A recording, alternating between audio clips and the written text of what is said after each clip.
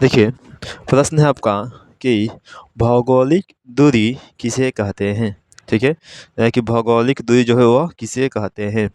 तो आंसर होगा कि दो भूभागों के बीच के दूरी को भौगोलिक दूरी कहते हैं। जैसे इंग्लैंड और अमेरिका के बीच की दूरी।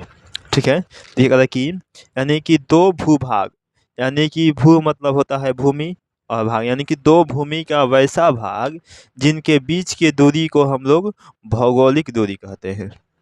देखिए, अथवा आप देखिए, इसका आंसर एक ये भी हो गया, और अथवा में एक और आंसर लिखे हुए हैं, यह भी समझ लीजिए।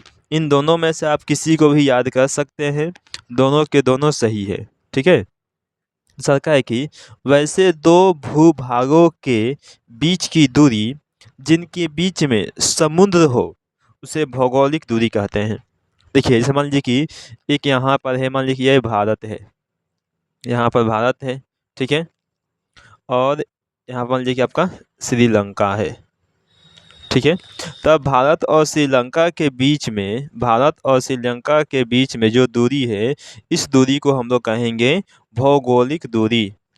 भौगोलिक दूरी क्यों कहेंगे भौगोलिक दूरी? क्योंकि भारत और श्रीलंका के बीच में कोई मतलब ऐसा नहीं है कि कोई स्थल मार्ग हो, कोई भी स्थल मार्ग नहीं है। इसमें आप केवल और केवल इसमें क्या है कि आपका जल मार्ग है। ठीक है, यानी कि इन दोनों के बीच में क्या आता है? समुद्र आता है। इसलिए इनके बीच के दूरी को हम लोग कहेंगे भौगोलिक दूरी।